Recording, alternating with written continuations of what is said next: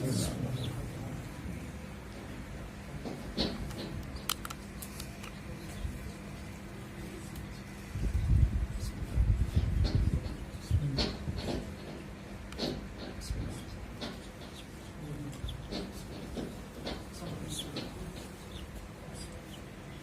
حول ولا قوة إلا بالله العلي العظيم. أعوذ بالله من الشيطان الرجيم. بسم الله الرحمن الرحيم. الحمد لله رب العالمين، ثم الصلاة والسلام على تحية والإكرام على الأمي المكي المدني القرشي الهاشمي مولانا ومولى الثقلين جد الحسن والحسين أبي القاسم مصطفى محمد. اللهم صل على محمد وعلى محمد وعلى آل بيت الطيبين الطاهرين المعصومين المنتجبين المنتخبين. اللهم صل وسلم وزد وبارك على صاحب الدعوة النبوية والصولة الحيدرية والعصمة الفاطمية والحلم الحسنية والشجاعة الحسينية والغيرة العباسية والعبادة العابدية والمآثر الباقرية والآثار الجعفرية والعلوم الكاظمية والحجج الرضبية والثقافة الثقبية والنقابة النقبية والهيبة العسكرية والغيبة الإلهية. اللهم صل على محمد وعلى محمد. أما بعد، فقد قال الله تعالى في كتابه الكريم وقوله الحق وقوله المتقن. أعوذ بالله من الشيطان الرجيم. بسم الله الرحمن الرحيم. يا أيها الذين آمنوا اتقوا الله وكونوا مع الصادقين. اللهم صل على محمد وعلى محمد.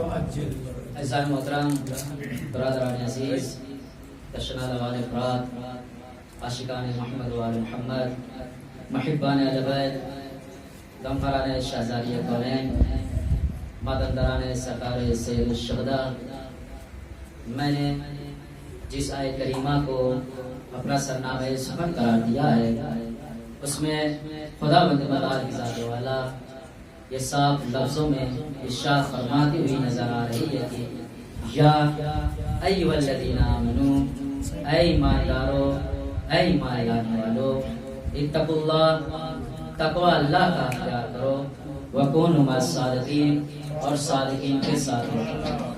بہت ہی توجہ بتا دوں، ایسا نظارہ بہت ہی کم دیکھنے کو ملتا ہے کہ کوئی شخص یا حافظ قرآن ہو یا حافظ سیف سجادیہ ہو یا نہج بلاغہ ہو، اور اس کے ہٹ کر کبھی کبھی یہ بھی دیکھنے میں آتا ہے کہ کوئی شخص حافظ زیارت عاشورہ ہو یا حدیث قصہ یا دوسری دعاؤں کو حفظ کیا ہو۔ لہٰذا موصوف کی صحت و سلامتی کے لیے اور اسی طریقے سے آپ اپنی صحت و سلامتی کے لیے اور رزق میں برکت کے لیے مل جل کر بابا سے ملنا سرور کا ساتھ۔ اللهم صل على محمد وعلى محمد. محترم، سورہ توبہ کی آیت نمبر 119، وقت کے دامن میں گنجائش نہیں ہے، تزیہ وقت ملحوظ خاطر ہے، دیر میں مجلس شروع ہوئی، لہذا معروضات کو سمیٹتے ہوئے بس اسی آیت کے ارد گرد رہ جائیں گے اور وقت تمام ہو جائے گا۔ خدا کی ذات یہ فرماتی ہوئی نظر آ رہی ہے اپنی معجزاتی کتاب یعنی قرآن مجید کی سورہ توبہ کی آیت نمبر 119 میں، یا ایھا الذین آمنو، اے ایماندارو، اے ایمان لانے والو، اتقوا اللہ، تقوی اللہ کا اختیار کرو، وکونوا مع الصادقین، اور صادقین کے ساتھ رہو۔ یہ ہوا اس آیت کریمہ کا ظاہری ترجمہ جو عام طور سے مترجم نے یا مفسران قرآن نے، مفسروں نے یا آیتوں کا ترجمہ کرنے والوں نے اپنے مختلف انداز سے اپنے اپنے انداز میں اس آیت کریمہ کا ترجمہ کیا۔ ولائی مجمع ہے، آپ لوگوں کے جذبات کو مد نظر رکھتے ہوئے اس کا ترجمہ حدیث کے ذہن میں بھی کرنا چاہوں گا، مگر اس سے پہلے دو لفظ کی وضاحت۔ پہلا نفاق اسے کہا جاتا ہے کہ دل میں کچھ اور ہو، لب پر زبان پر کچھ اور، یعنی منافق، یعنی ایسا شخص جو دو روئی سے کام لے، یعنی دو چہرے والے شخص کو منافق کہا جاتا ہے، کیونکہ اس کے اندر نفاق پایا جاتا ہے۔ یعنی لب پر کچھ اور کہے گا، یعنی اگر آپ کی قسم میں آئے گا وہ آپ کی گاتے ہوئے نظر آئے گا، اگر دوسروں کی قسم میں جائے گا ان کی گاتا ہوا نظر آئے گا، جیسا ہوگا اسی رنگ میں ڈھل جائے، یعنی دونوں طرف سے اس بات کا اظہار کرتا ہوا نظر آئے گا کہ میں آپ کے ساتھ ہوں۔ جب آپ کے دشمن کے پاس پہنچے گا تو آپ کے دشمن سے یہ کہتا ہوا نظر آئے گا کہ نہیں، ہم ان کے ساتھ نہیں ہیں، ہم آپ کے ساتھ ہیں۔ اسے کہا جاتا ہے منافق۔ اور اسی کے مد مقابل ایک لفظ آتا ہے جسے ہم ایمان کے نام سے یاد کرتے ہیں، یعنی جو صاحب ایمان ہوگا اسے مومن کہا جائے گا۔ اور مومن کی صفت یہ ہوتی ہے وہ چاہے جس بھی ماحول میں رہے وہ ہمیشہ حق بات کہتا ہوا نظر آئے گا، اسے کہا جائے گا مومن۔ مگر یہ کہ خدا بند متعال کی ذات والا نے کوئی ایسا وقت آ گیا ہو کہ جہاں پر اس نے تقیہ کا حکم دے دیا ہو، وہ ایک الگ مسئلہ ہے۔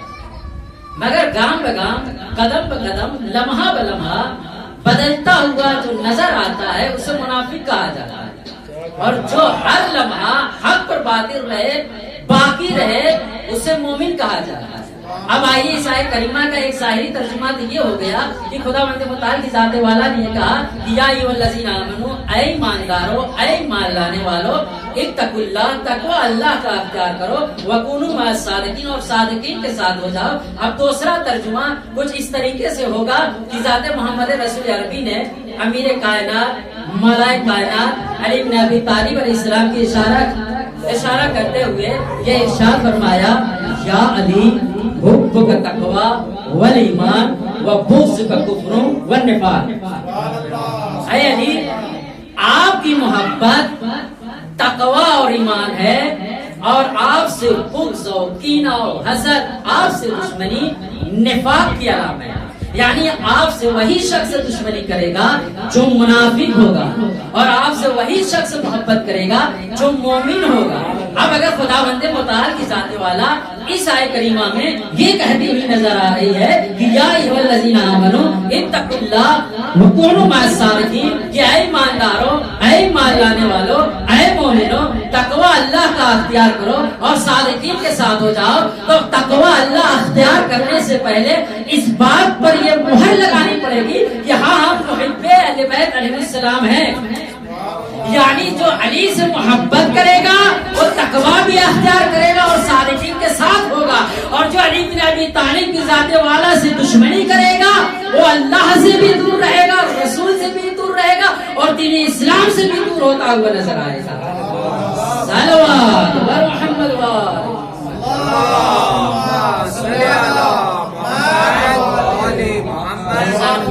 یہ ہوا اس آیت کریمہ کا ظاہری ترجمہ۔ اب آئیے قرآن مجید جس کی تلاوت ہم لوگ روزانہ کرتے ہیں، موضوعاتی کتاب ہے، آخری کتاب ہے، قوانین اسلامیہ، شریعہ اسلامیہ، اس کتاب میں بیان کیا گیا ہے۔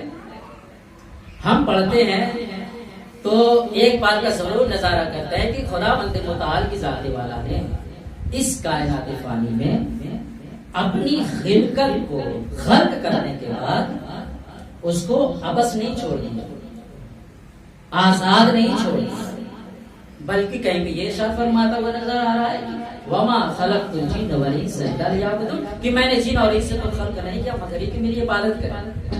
بقول ہمارے استاد عزیز کی یہاں پہ یعبدون سے مراد یہ ہے کہ بندہ عبد بن جائے۔ عبد ایک الگ ہوتا ہے، عہدہ ہوتا ہے، بہت ہی توجہ کا طالب ہے۔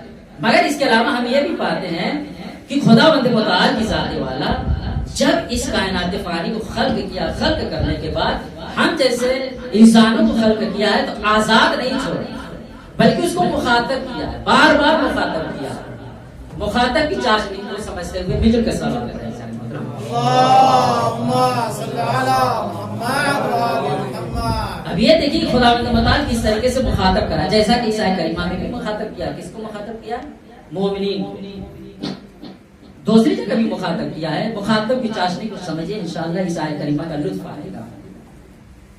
مخاطب جب خداوند متعال کی ذات والا کر رہا ہے، تو اگر میں اس کے لب لباب کو آپ لوگوں کی مقدس سماعتوں کے حوالے کروں تو کچھ یوں ہوگا کہ خداوند متعال کی ذات والا نے کچھ اعلیٰ مقام، اعلیٰ رتبہ، بلند و بالا مرتبہ شخصیت کو مخاطب کیا. اس کا انداز کچھ ہوگا.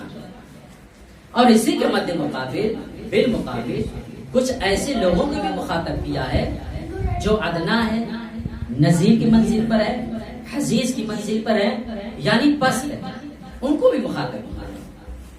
اور اس کے علاوہ ایک عموم کے طور پر یعنی سب کو مخاطب کیا ہے، اور ایک خصوص کے طور پر یعنی خاص لوگوں کو مخاطب کیا ہے. بہت ہی توجہ کا طالب ہے.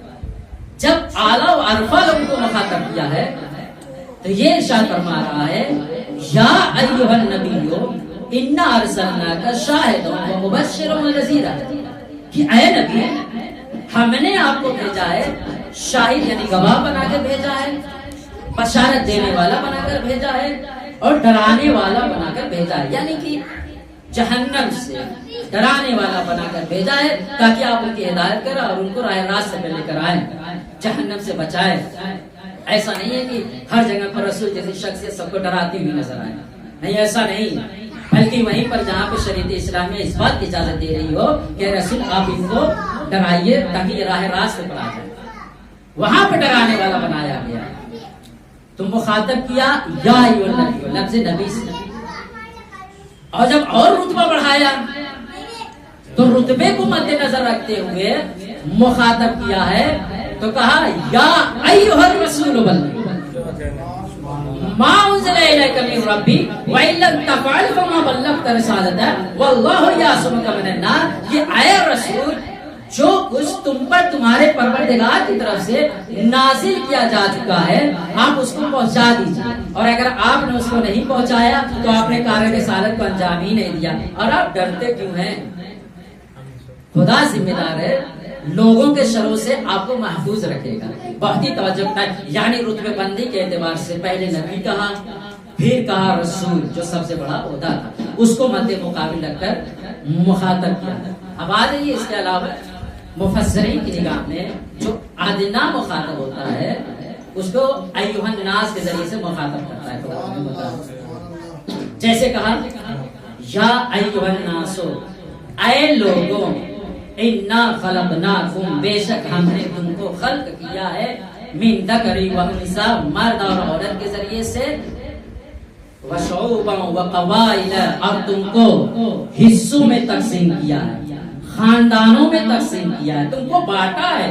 کیوں بانٹا ہے؟ لتعارفوا، تاکہ تم ایک دوسرے کو پہچان سکو، ایک دوسرے کو جان سکو. ان اکرمکم عند اللہ اتقاکم، مگر ایسا نہیں ہے اگر تم اعلیٰ نسل سے ہو یا تمہارے پاس مال و دولت ہو، تمہارے پاس شہرت ہو، تمہارے پاس عزت ہو، تمہارے پاس علم ہو، تمہارے پاس حکمت ہو، تمہارے پاس جاہ و جلال ہو، حشم ہو، مرتبہ ہو، حکومت ہو، سلطنت ہو، تخت و تاج ہو، تو ایسا نہیں ہے کہ تم سب سے افضل ہو گئے. اس میں بھی افضل کی شرط یہ ہے کہ اگر تم خدا کے نزدیک مکرم بننا چاہتے ہو، مقرب بننا چاہتے ہو، محترم ہونا چاہتے ہو، خدا کی نگاہ میں تمہارا احترام کیا جائے، اگر تم ایسا بننا چاہتے ہو تو اس کی ایک شرط ہے کہ تقوی الہی اختیار کرنا. یعنی حسب و نسب کام آنے والا نہیں ہے، معلومات کام آنے والی نہیں ہے. اگر کوئی شے کام آنے والی ہے تو خدا نے ایھا الناس کے ذریعے سے مخاطب کیا. مخاطب کرنے کے بعد کہا اگر کوئی کام آنے والا ہے تو تقوی الہی کام آنے والا ہے. بات ہی توجہ کا تعلیم. اب آئیے خاص لوگوں کو مخاطب میں، جب خداوند متعال کی ذات والا نے خاص لوگوں کو مخاطب کیا ہے تو اس میں بھی دو طریقے سے مخاطب کیا ہے. ایک ایسے لوگوں کو مخاطب کیا ہے کہ وسیلے کے ذریعے سے مخاطب کیا ہے، یعنی مستقیماً، یعنی ڈائریکٹ مخاطب نہیں کیا ہے، بلکہ رسول کے ذریعے سے مخاطب کیا ہے. اور انہی خاص لوگوں میں سے کچھ لوگ ایسے بھی ہیں جنہیں ڈائریکٹ مخاطب کیا ہے، مستقیماً مخاطب کیا. بہت ہی توجہ کا طالب ہے. جن کو ڈائریکٹ مخاطب نہیں کیا ہے، مستقیماً مخاطب نہیں کیا ہے، وہ ایسے لوگ ہیں، ایسے اشخاص ہیں، یا تو ملحد ہے، یا کافر ہے، یا مشرک ہے، یا ہندو ہے، یا کسی اور مذہب سے تعلق رکھتے ہیں، مگر خاص ہیں، مشخص ہے کہ فلاں شخص کافر ہے، فلاں شخص مشرک ہے، فلاں شخص ملحد ہے، ان کو مخاطب کیا ہے. اور پروردگار نے جب اس انسان کو خلق کیا تھا تو مقصد خلقت پہلے ہی بتایا تھا کہ تمہاری خلقت کا مقصد یہ ہے کہ تم میری عبادت کرو اور میری عبادت کے ذریعے سے کمال و سعادت کی منزلوں کو طے کرتے ہوئے مجھ تک پہنچ جاؤ، تقرب الہی اختیار کر لو. یعنی مجھ تک پہنچنے کا طریقہ یہ ہے کہ تم شرفیاب ہو جاؤ. تمہیں اشرف المخلوقات بنایا تھا، اور جب اشرف المخلوقات قرار دیا تھا تو لہٰذا تمہیں ایماندار ہونا چاہیے تھا، ایمان لانا چاہیے تھا، میرے بھیجے ہوئے رہنما، پیشوا، امام اور نبی پر ایمان رکھتے ہوئے میری وحدانیت کا اقرار کرنا چاہیے تھا. لہٰذا تمہیں وحدانیت کا اقرار نہیں کیا تو اب مجھے بھی اس بات کا گوارا نہیں ہے کہ میں تجھ سے ڈائریکٹ مخاطب ہوں. لہذا ڈائریکٹ مخاطب نہیں ہو رہا ہے، بلکہ رسول خدا صلی اللہ علیہ وسلم کو مخاطب کرنے کے بعد کہہ رہا ہے کہ قل یا ایھا الکافرون، اے رسول کافروں سے کہہ دیجئے. توجہ ہے نا عزیزان محترم، یعنی ڈائریکٹ مخاطب نہیں ہوا، مگر جب آپ اور ہم جیسے خداوند متعال کی ذات والا نے جب یہ دیکھا کہ ان کے دل میں حب علی بن ابی طالب بھی بستا ہے، میری وحدانیت کا اقرار کرتا ہوا نظر آتا ہے، میرا ایکتا پرستی کا پرچم لہراتا ہوا نظر آتا ہے، اب ڈائریکٹ مخاطب ہو رہا ہے. اور مخاطب کرنے کے بعد کہتا ہے یا ایھا الذین آمنو، اے ایماندارو، اے ایمان لانے والو، اتقوا اللہ، تقوی اللہ کا اختیار کرو. یعنی ہمارا مرتبہ مقام یہ ہے کہ خداوند متعال نے مخاطب ہمیں ڈائریکٹ کیا ہے. اب فرض بنتا ہے کہ تقوی اللہ کا اختیار کرے، وَكُونُوا مَعَ الصَّادِقِينَ کی منزل پر آ جائیں. بہت ہی توجہ کا طالب ہوں، آپ کی مقدس سکوت اور خاموشی کو توڑتے ہوئے یہ ضرور کہوں گا کہ مع الصادقین جو کہا جا رہا ہے، اس مع میں یعنی ساتھ رہنے میں اور پاس رہنے میں زمین اور آسمان کا فرق ہے. اگر ہم لوگ سے بہتر کون سمجھے گا جو ہم لوگ سرزمین قوم پر ایران کی سرزمین پر زندگی گزار رہے ہیں، ہم سے بہتر کون سمجھے گا کہ یہ ساتھ میں اور پاس ہونے میں کتنا فرق ہے. مثال کے طور پر جیسی نماز جماعت قائم ہوتی ہے، ایک شخص کو الگ سے مکبر بنایا جاتا ہے، یعنی وہ شخص ہاتھ میں مائک لے لیتا ہے، یہاں پہ رواج، اور وہ مکبری کے فرائض کو انجام دیتا ہوا نظر آتا ہے. یعنی ادھر پیش امام نے کہا اللہ اکبر تو وہ بھی اللہ اکبر کہے گا، پیش امام قیام کرے گا، اب وہ قیام کرتا ہوا نظر نہیں آئے گا. پیش امام رکوع میں جائے گا اور رکوع میں نہیں جائے گا، بلکہ اس کے برعکس جو مامومین ہوں گے وہ امام کے نقش قدم پر چلتے ہوئے نظر آئے گا. جیسے ہی پیش امام نے کہا اللہ اکبر، مامومین نے بھی کہا اللہ اکبر، قیام کیا الگ، رکوع کیا الگ، رکوع سے سر اٹھایا، مامومین نے بھی سر اٹھایا، سجدے میں گئے سجدے کے، یعنی اس کو کہا جائے گا یہ ساتھ ساتھ ہے، یہ امام کے ساتھ ساتھ چل رہے ہیں. کیوں؟ کیونکہ اسی کے نقش قدم پر عمل کر رہے ہیں. اور مکبر کو کیا کہا؟ نہیں، مکبر صرف پاس میں ہے، مکبر ساتھ ساتھ میں نہیں ہے. کیوں؟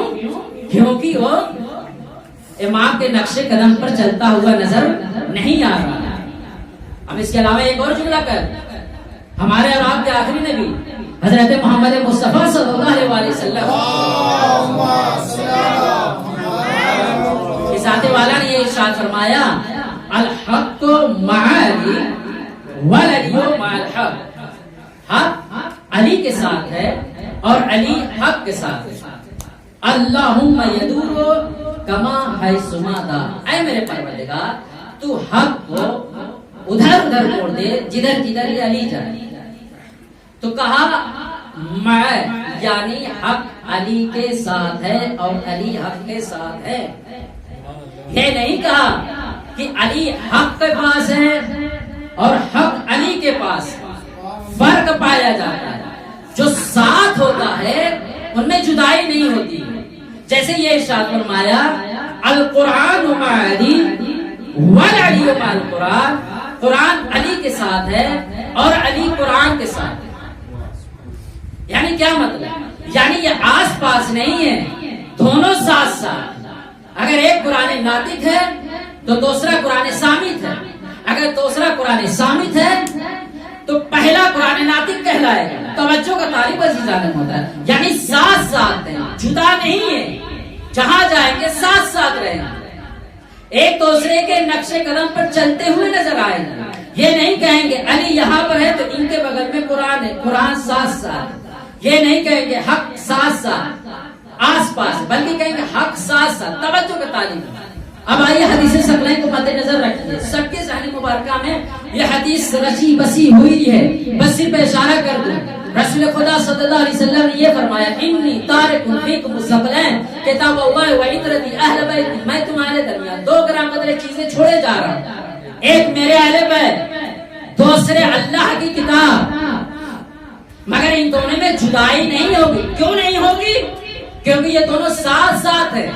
اگر تم ان سے متمسک ہو گئے، گمراہ نہیں ہو گئے، یہاں تک کہ حوض کوثر پر مجھ سے ملاقات کرو گے، یہ دونوں حوض کوثر پر مجھ سے ملاقات کریں گے. روایت کے مختلف الفاظ کے عنوان کے اعتبار سے بہت ہی توجہ کا طالب. یعنی اس کا مطلب یہ ہوگا کہ جو مع کی منزل پر ہوگا، جو ساتھ ساتھ کی منزل پر ہوگا، وہ کبھی جدا نہیں ہوگا. اگر کوئی شخص آگے سے، سامنے سے، کسی بھی طریقے سے دیکھ رہا ہے، وہ یہ کہے گا یہ لوگ ساتھ ساتھ ہیں، آس پاس نہیں ہے. اب تعجب نہ کیجیے گا اگر حسین جیسی شخصیت کے جسم سے سر کو جدا کر دیا جائے اور جب نوک نیزہ پہ بلند کیا جائے اور تلاوت کلام پاک کرتے ہوئے نظر آئے تو تعجب نہ کیجیے گا، کیونکہ یہ ساتھ ساتھ ہے، آس پاس نہیں. صلوات بر محمد.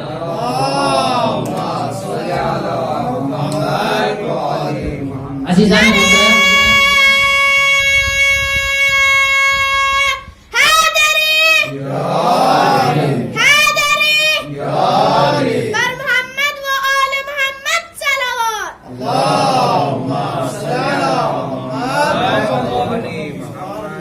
غنودگی چھائی ہوئی ہے، غنودگی چھائی ہوئی. اس بات کا میں احساس اور وقت کے دامن میں گنجائش بھی نہیں. لہذا ایک لفظ کی طور سے ایمان کے معنی ہوتے ہیں تسلیم. یا ایھا الذین آمنو، اے وہ لوگ جو ایمان لے کر آئے ہو، یعنی تسلیم ہو. اب اس تسلیم کے بھی مراتب. کچھ لوگ صرف لفظ زبانی ہوتے ہیں، لفظ لسانی ہوتے ہیں، کہتے ہیں ہم ایمان لے کر آئے مگر عمل نہیں کرتے. کہتے ہیں خدا ایک ہے مگر خدا کے بتائے ہوئے احکام پر عمل نہیں کرتے. یعنی زبان سے ہاں ہاں، دل سے نہ، عمل سے نہ، یعنی انکار کرتے ہوئے نظر آتے. مگر تسلیم کے مرتبہ جب اور بڑھتا ہے تو تسلیم خم کہلاتا ہے. یعنی ایک شخص ایمان لے کر آیا، ایمان لانے کے بعد اس کے اوپر عمل کرتا ہوا نظر آ رہا ہے. مگر وہی خداوند متعال جب اپنے بندے کو امتحان میں مبتلا کرتا ہے، اس وجہ سے مبتلا کرتا ہے تاکہ اس کے ایمان کو آزمایا جا سکے. اور جب اس کے ایمان کو آزماتا ہے، بہت ہی توجہ کی تعلیم، جب اس کے ایمان کو آزماتا ہے تو مختلف امتحانات سے گزارتا ہے. جیسا کہ حضرت جناب ابراہیم علیہ السلام کے بارے میں لکھتا ہے کہ پروردگار نے انہیں وَإِذِ ابْتَلَىٰ إِبْرَاهِيمَ رَبُّهُ بِكَلِمَاتٍ فَأَتَمَّهُنَّ. خداوند متعال کی ذات والا نے جناب ابراہیم علیہ السلام کو مختلف امتحان سے آزمایا، ان کا امتحان لیا اور انہوں نے پورا کر دکھایا. سر تسلیم خم ہو گئے. اب اس کے بعد ایک اور منزل آتی ہے سراپا تسلیم ہو جانا، یعنی اپنے پورے وجود کے ساتھ جو خدا کہتے ہیں بلا فاصلہ اس پر عمل کرتے ہوئے نظر آ جانا، اسے کہتے ہیں سراپا تسلیم ہو جانا. اس منزل پر جب جناب ابراہیم کو پروردگار نے امتحان لیا ہے تو ان کے سب سے عزیز شے آپ سب تمامی حضرات جانتے ہیں کہ جناب ابراہیم علیہ السلام کو خداوند متعال کی ذات والا نے ضعیفی کے عالم میں فرزند جیسی نعمت سے نوازا. جناب اسماعیل پیدا ہوئے. پیدا ہونے کے بعد پروردگار نے کہا کہ ان کو لبدک صحرا میں چھوڑ کے چلے جائیں، یعنی سرزمین مکہ پہ چھوڑ کے چلے. امتحان لے رہا. کچھ وقفہ گزرا، خدا نے ایک اور امتحان لیا کہ اے ابراہیم اب قربانی دے دو، اپنے بیٹے قربانی دے دو. جگر کا ٹکڑا ہے، پیچھے ہٹ جانا چاہیے تھا، مگر نہیں، سراپا تسلیم تھے. سراپا تسلیم تھے. جیسے ہی کہا، اپنے بیٹے سے کہا بیٹے میں نے ایسا ایسا خواب میں دیکھا ہے. بیٹا بھی ویسا ہی تھا، بلا فاصلہ جواب دیا کہ بابا آپ حکم خدا پر عمل کریں، انشاءاللہ آپ مجھے صابرین میں سے پائیں. لے کر چلے ہیں. چلنے کے بعد اس مقام پر پہنچے. مقام پر پہنچنے کے بعد لٹایا. لٹانے کے بعد جیسی چھری چلانا چاہ رہے تھے، پروردگار نے جناب اسماعیل کو ہٹا کر دمبے کے بھیج کر اس کی قربانی کو قبول کر لیا تھا. اور جیسے ہی جناب ابراہیم تو پیچھے نہیں ہٹے، جناب ابراہیم نے باقاعدہ چھری چلائی تھی. تو پروردگار نے کہا کہ تم تو سراپا تسلیم ہو گئے ہو، لہذا پروردگار یہ کہہ رہا ہے کہ انی جاعلوں کا للناس اماما، کہ اے میرے ابراہیم نبی، اے میرے خلیل اللہ نبی، اب میں تجھے لوگوں کا امام بنا رہا ہوں. یعنی پروردگار کی ذات والا نے جب سراپا تسلیم ہونے والے شخص سے امتحان لیا تو پروردگار کی ذات والا نے انہیں امامت جیسے عہدے سے نوازا. اب توجہ کا طالب ہوں، جناب ابراہیم علیہ السلام کی ذات والا صرف ایک شخص کو، اپنے ایک بیٹے کو امتحان گاہ کی طرف لے کر چلے تھے، اور جب امتحان میں کامیاب ہوئے ہیں تو امامت جیسا عہدہ ان کے حوالے کر دیا ہے. تو اب کیا کہنا امام حسین علیہ السلام کی ذات والا کا، جب یہ امتحان گاہ کی طرف چلے ہیں تو جناب علی اکبر بھی ساتھ میں ہے، جناب قاسم بھی ساتھ میں ہے، جناب عباس کی ذات والا بھی ساتھ میں ہے، جناب زینب بھی ساتھ ساتھ چل رہی ہے، شانہ بشانہ چل رہی ہے. اب اگر انہوں نے دین اسلام کو بچانے کے لیے اپنے پورے کنبے کی قربانی دے دی ہے تو اب خداوند متعال کی ذات والا نے جب جناب ابراہیم کو ایک بیٹے کا جب امتحان لیا اور ایک بیٹے کی قربانی کے بدلے میں انہیں عہدے امامت سے نوازا ہے، اب حق بنتا ہے کہ اگر حسین بھی علی بن ابی طالب کی ذات والا کی نسل سے نونو امام کے سلسلہ چلے تو یہ حق بنتا ہے خدا اسے عطا کرے. عزیزان محترم، یا ایھا الذین آمنوا ایمان لانو تقوی اللہ تعالی کو وقت ختم ہو چکا ہے، لہذا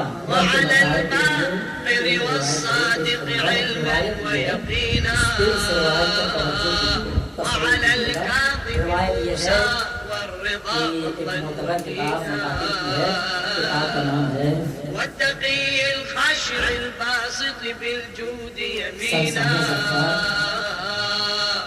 کم زکات سمسانی برتا ہے. اس کتاب کا نام ہے اور اس کتاب کے لکھنے والے ہیں یہ تقریباً 150 سال پہلے اس کتاب کو لکھا گیا ہے. اور اس کے لکھنے والے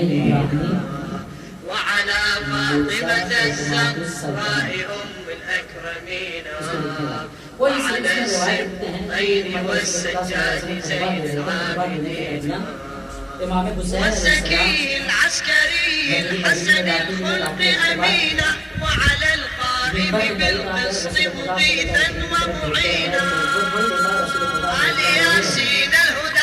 ایسی تشبیہ کیوں بیان کی ہے کہ اے مچھر کی آنکھ کے جیسے والے منبر پہ آ جائیں. یہ اس واقعے کو نقل کرتے ہیں کہ جب مائکروسکوپ کا زمانہ آیا، اس کو ایجاد کیا گیا، تو یہ انہوں نے سفر کیا یورپ کا، اور جب وہاں پر پہنچے تو ان کے حوالی موالی بھی، چونکہ یہ بادشاہ کی طرف سے گئے ہوئے تھے یورپ، تو وہاں پہ کہا کہ ایک ایسی مشین کا ایجاد ہوا ہے جس میں اگر کوئی چھوٹی سے چھوٹی شے کو بھی رکھا جاتا ہے اور جب اس میں دیکھا جاتا ہے تو ایک دم صاف طریقے سے صاف و شفاف نظر آتی ہے اور ہر ایک چیز باریک بینی کے ساتھ نظر آتا ہے. توجہ کا طالب کو تصور کیجیے گا جو رسول خدا نے وہاں پر کہا تھا اس کی وجہ کیا ہے. کہا کہ ادھر صاف، کہا کہ ہمیں بھی دکھایا جائے. جیسے دیکھنے کہا یہ تو بہت اچھی چیز ہے، اس میں مچھر کی آنکھ کو رکھ کر اس پر دیکھ رہے تھے اور اس میں باقاعدہ دکھائی دے رہا تھا. کسی نے پیچھے سے کہا کہ اے آقا ہم نے جب دیکھا ہے تو ہم نے جو ہے اس منظر کو دیکھا کہ اس مچھر کی آنکھ میں سوراخ اور ہم نے اسے گنا بھی اور ہم نے 1950 اس کی آنکھوں میں سوراخ ہے. چھوٹی سی مخلوق ہے اور اس چھوٹی سی مخلوق کے آنکھ میں 1950 سوراخ ہے. اب سمجھ میں آیا تھا کہ جو رسول خدا صلی اللہ علیہ وسلم نے کہا تھا کہ اے مچھر کی آنکھ کے جیسے منبر پہ آ جا، مطلب یہی تھا. اور اس کی وضاحت جب مولا امام جعفر صادق علیہ السلام سے ایک صحابی نے کہا کہ آپ کے جد امجد کے جسم اطہر پر کتنے زخم لگے تھے، کتنے سوراخ تھے، تو مولا نے یہی کہا تھا کہ 1950 سوراخ تھے. تو سامنے والے نے کہا کہ یہ مولا یہ کیسے ممکن ہو سکتا ہے جسم اتنا چھوٹا ہو اور اس پر اس قدر سوراخ ہو جائے. کہا نہیں، جب میرے جد امجد امام حسین کو مارا جا رہا تھا تو ان کے اوپر تلواروں سے حملہ کیا جا رہا تھا، نیزوں سے حملہ کیا جا رہا تھا، تیروں سے حملہ کیا جا رہا تھا، اور جہاں پر نیزہ لگ رہا تھا وہیں پر دوبارہ نیزہ مارا جا رہا تھا، جہاں پر تلواروں سے مارا گیا تو وہاں پر دوبارہ تلواروں سے مارا گیا، جہاں پر تیر لگ رہی تھی وہیں پر دوبارہ تیروں سے مارا گیا، یہاں تک کہ ایک جسم پر 1950 سوراخ ہو گئے. اس پہ تعجب نہ کرنا کہ میرے جد اعلیٰ رسول خدا نے یہ ارشاد فرمایا تھا کہ اے حسین تمہاری تشبیہ ویسے ہی ہے جیسے کہ ایک مچھر کی آنکھ ہوتی ہے، اس مچھر کی آنکھ میں سوراخ ہی سوراخ ہوتا ہے، اور ایک وقت ایسا بھی آئے گا کہ تمہارا جسم میں بھی صرف سوراخ ہی سوراخ ہوگا. آزاداران امام مظلوم کربلا مولا امام حسین علیہ السلام کو کربلا کے میدان میں شہید کر دیا گیا. آج ہم سکون کی مجلس کے لیے یہاں پہ تشریف فرما ہے، فرش عذاب پر آئے ہوئے ہیں، تو ہمیں اس بات کا ملوز خاطر رکھنا چاہیے کہ امام حسین علیہ السلام کا لاشا 3 دن تک بے گور و کفن پڑا رہا، یعنی 10ویں محرم سے لے کر آج تک 10ویں 11ویں 12ویں محرم تک بے گور و کفن پڑا رہا. آخر ان کو دفن کس نے کیا؟ امام سجاد نے ارشاد فرمایا کہ میں اس کا بیٹا ہوں جو جس کو صبرہ کے ذریعے سے قتل کیا گیا ہے. صبرہ اسے کہا جاتا ہے لغت میں جب کسی جانور کو جاہلیت کے زمانے میں ذبح کیا جاتا تھا، کچھ نہیں تھا، وہ اپنی جھولیوں میں پتھر کو بھر کر لا کر میرے بابا حسین کو مارا کرتا تھا. آزاداران امام مظلوم کربلا مولا امام حسین کو مولا امام سجاد 12 تاریخ کو اعجاز کے ذریعے سے سرزمین کوفہ سے آ کر دفن کرنے کی تیاری کر رہے تھے کہ کیا دیکھتے ہیں کہ مجھ سے پہلے بنی اسد کے لوگ پہنچے ہوئے ہیں، مگر وہ کشمکش میں ہے کہ کس کے لاشے کو کیسے دفن کیا جائے. اگر دفن کر بھی دیں گے تو ہم سامنے والے کو کیا بتائیں گے یہ فلاں کا لاشا ہے، یہ حبیب بن مظاہر کا لاشا ہے، یہ زہیر کین کا لاشا ہے، یہ علی اکبر کا لاشا ہے، یہ علی اصغر کا لاشا ہے، یہ کس کا لاشا ہے. ہم جواب نہیں دے پائیں گے. کیوں نہیں جواب دے پائیں گے؟ اسی وجہ سے کہ کسی کے بھی جسم پر کوئی سر موجود نہیں تھا، اور جب سر موجود نہیں تھا اس کی پہچان نہیں ہو سکتی تھی کہ کس کو کس نام سے دفن کیا جائے. لہذا مولا قریب پہنچنے کے بعد کہا اے بنی اسد کے لوگوں میری مدد کرو، لاشیں کو دفن کرنے میں میری مدد کرو. ایک گنج شہیدہ کو کھودا گیا، بڑی سی قبر کھودی گئی، اس میں جناب زہیر کین اور دوسرے شہدائے کربلا کو دفن کیا گیا. پھر مولا نے کہا 2 قبر اور کھودی جائے. ایک قبر امام حسین کی کھودی گئی، اس قبر کے پاس کہا 1 قبر اور کھودی جائے. اس قبر کو جب کھودا گیا تو اس میں اپنے بھیا علی اکبر کے لاشیں کو اٹھایا، لاشیں کو اٹھانے کے بعد دفن کر دیا. اور پھر امام حسین کے لاشیں کو اٹھایا، لاشیں اٹھانے کے بعد دفن کر دیا. دفن کرنے کے بعد قبر پر یہ لکھا کہ ھذا قبر حسین بن علی قد قتلوا عطشانا، یہ حسین بن علی کی قبر ہے جنہیں پیاسا شہید کر دیا گیا. آزاداران امام مظلوم کربلا شط پرات کی طرف آئے. آنے کے بعد بنی اسد والوں سے کہا یہیں پر ایک قبر بنا دی جائے. بنی اسد والوں نے پوچھا مولا یہ کس کا لاشا ہے؟ کہا یہ حمدار حضرت عباس کا لاشا ہے. ارے ان کو بھی ویسے ہی قتل کیا گیا تھا جیسے میرے بابا حسین کو قتل کیا گیا ہے.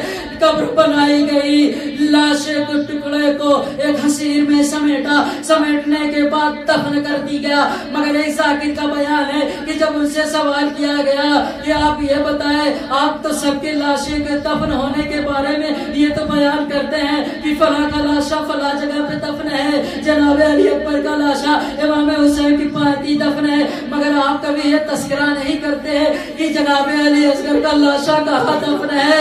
تو وہ شخص خواب میں دیکھتا ہے کہ مولا امام حسین اس کے خواب میں آنے کے بعد کہتے ہیں کہ ذاکر تو کیوں نہیں بیان کرتا کہ جب میں نے اپنے ننھے سے شیرخوار علی اصغر کو خیمے کی پشت میں دفن کیا تھا تو ظالموں نے نیزہ چبا کر میرے ننھی سی جان علی اصغر کو زمین سے نکال کر اس کے سروں تک پہ جدائی کی تھی۔ ارے اس کے بعد سے یہ باپ ڈرا ہوا ہے، ارے میرے لال اصغر کو میرے سینے پہ دفن کیا گیا ہے اور اسے میں اپنی آغوش میں لے کر لیٹا ہوا ہوں۔